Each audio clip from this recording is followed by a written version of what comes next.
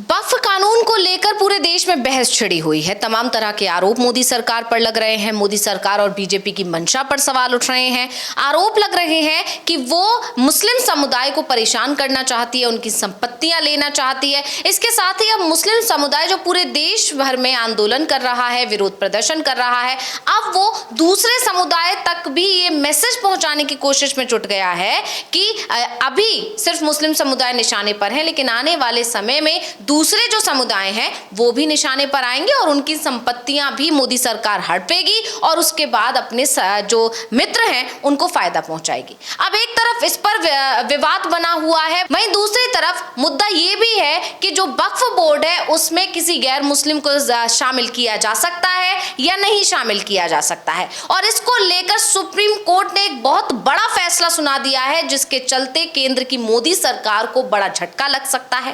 पहले ही वक्फ कानून को लेकर सुप्रीम कोर्ट की जो तल्खी देखने को मिली है, जो टिप्पणियां देखने को मिली हैं, उसने मोदी सरकार की नींद उड़ा रखी है। नतीजा ये हुआ कि निशिकांत दुबे आगे आते हैं और तमाम तरह के विवादित बयान देते हैं। और अब जब सुप्रीम कोर्ट ने एक फैसला ही सुना दिया एक मामले को लेकर, तो अब केंद्र सरकार ज्यादा परेशान दिखाई दे रही है। तो अविनाश जी, क्या है पूरा मामला?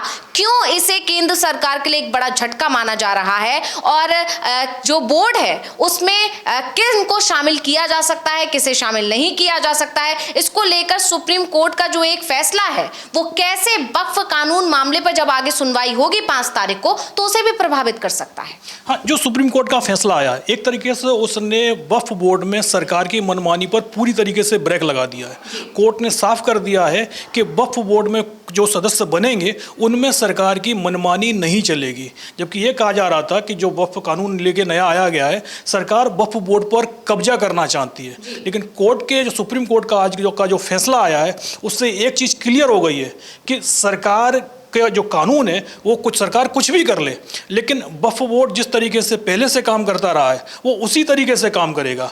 वक्फ बोर्ड पर सरकार का कब्जा होना बहुत मुश्किल हो जाएगा। चाहे वो ये कानून लागू जो पूरी तरीके से लागू हो जाए, वैसे लागू तो ये हो चुका है, सुप्रीम कोर्ट ने उसके कुछ प्रावधानों पर रोक लगाई है, लेकिन ये पूरी तरीके से लागू भी हो जाता है तब भी सरकार वक्फ बोर्ड पर कब्जा नहीं कर पाएगी। जो ये मामला जो है वो मामला तो मणिपुर का है, लेकिन जो सुप्रीम कोर्ट का फैसला है वो पूरी देश पर एक तरीके से लागू माना जाता है। तो जो मामला जो पूरा है वो मणिपुर में जो बार काउंसिल के सदस्य थे, 2022 में चुनाव हुआ तो वहाँ फिरोज अहमद खालिद जो वहाँ बार काउंसिल का चुनाव जीते, और बार काउंसिल का चुनाव जीतने के चलते ही, क्योंकि वक्फ बोर्ड में बार काउंसिल का सदस्य वो भी मुस्लिम हो तो ही वो सदस्य हो सकता है, और यदि आप बार काउंसिल में नहीं हैं तो फिर आपकी सदस्यता खारिज हो जाएगी।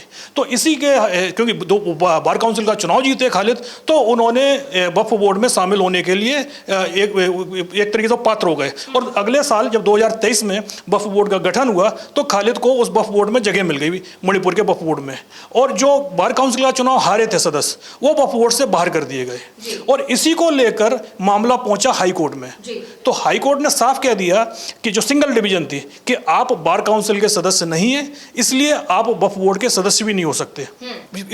इसको लेकर फिर रिव्यू पिटीशन दायर की गई, तो जो हाई कोर्ट की डिवीजन बेंच थी उसने सिंगल बेंच के जो फैसला था उसको पलट दिया, और उसके बाद ये मामला सुप्रीम कोर्ट में आया, और सुप्रीम कोर्ट ने साफ कह दिया कि जो धारा 14(2) है उसमें साफ साफ है कि वक्फ बोर्ड का सदस्य वही बन सकता है जो बार काउंसिल का भी मेंबर हो या फिर लोकसभा और विधानसभा का सदस्य हो। और इस मामले में जो वक्फ बोर्ड का जो मेंबर था वो बार काउंसिल का चुनाव हार चुका था, और जिस दिन वो चुनाव हारा है उसी दिन से उसकी सदस्यता खारिज हो गई है। और एक तरीके से साफ साफ कह दिया है कि वक्फ बोर्ड के लिए जो एक गाइडलाइन बना दी है सुप्रीम कोर्ट ने, और उसमें ये क्लियर हो गया है कि सरकार की तरफ से अपना कोई नुमाइंदा अगर वो मुस्लिम होता है और वक्फ बोर्ड में शामिल करने की कोशिश होती है तो उसे मान्यता नहीं किया जाएगा। उसके लिए जो चुनाव प्रक्रिया वक्फ बोर्ड की पुरानी चली आ रही है उसी के अनुसार चुनाव होगा।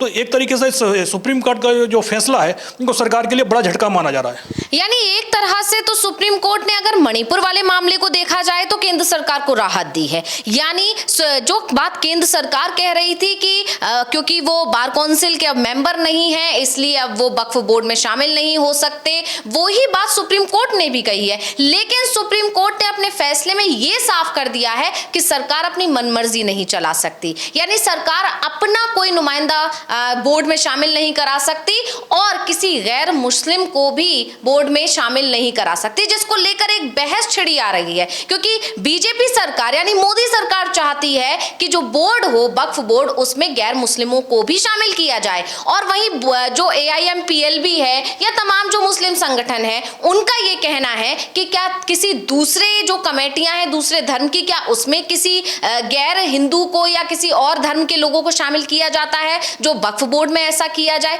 इस पर एक बहस छिड़ी हुई है और इस बहस के बीच में सुप्रीम कोर्ट का ये फैसला आना कि किसी गैर मुस्लिम को शामिल नहीं किया जा सकता और ना ही सरकार अपने किसी नुमाइंदे को शामिल कर सकती है, बीजेपी और मोदी सरकार के लिए एक करारा झटका माना जा रहा है। अब आपको जरा बता देते हैं कि आखिर पूरे मामले में सुनवाई के दौरान सुप्रीम कोर्ट ने क्या कुछ कहा। तो सुप्रीम कोर्ट ने कहा कि वक्फ बोर्ड का सदस्य बनने के लिए 2 शर्तें हैं। पहली शर्त यह है कि उम्मीदवार मुस्लिम धर्म का होना चाहिए और दूसरी शर्त यह है कि वो व्यक्ति राज्य विधानसभा, संसद सदस्य या बार काउंसिल का मेंबर होना जरूरी है। अगर कोई व्यक्ति 2 शर्तों में से कम एक को पूरा नहीं कर पाता है तो वो वक्फ बोर्ड का मेंबर नहीं बन सकता है। अविनाशी, हाँ बिल्कुल साफ है। पहला जो मुख्य मुद्दा है कि वो उसका मुस्लिम होना जरूरी है। अगर वो मुस्लिम नहीं है तो फिर ये मान के चलिएगा कि वो वक्फ बोर्ड का सदस्य नहीं बनेगा।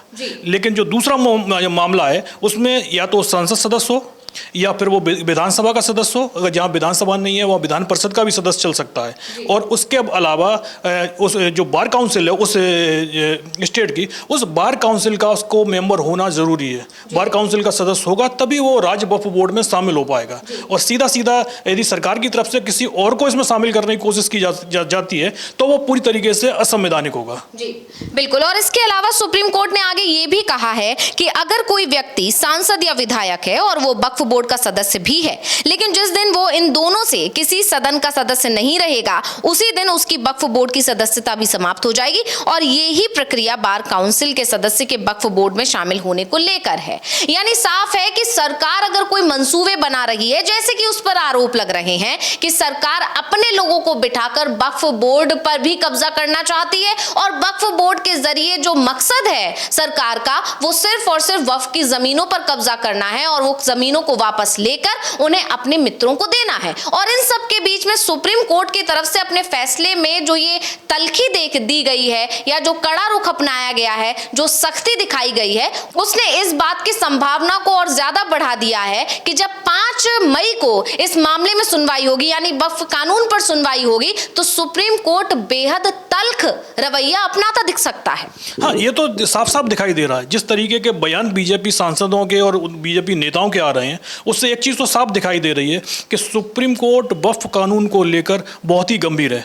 जिस तरीके से उसने कई उसके जो क्लॉज है उन पर रोक लगाई है 5 तारीख तक के लिए, क्योंकि 5 तारीख को सुनवाई होनी है और सुप्रीम कोर्ट ने ये मान के चलिएगा जब तक सुप्रीम कोर्ट फैसला नहीं दे देता है तब तक इस पर रोक लगी रहेगी।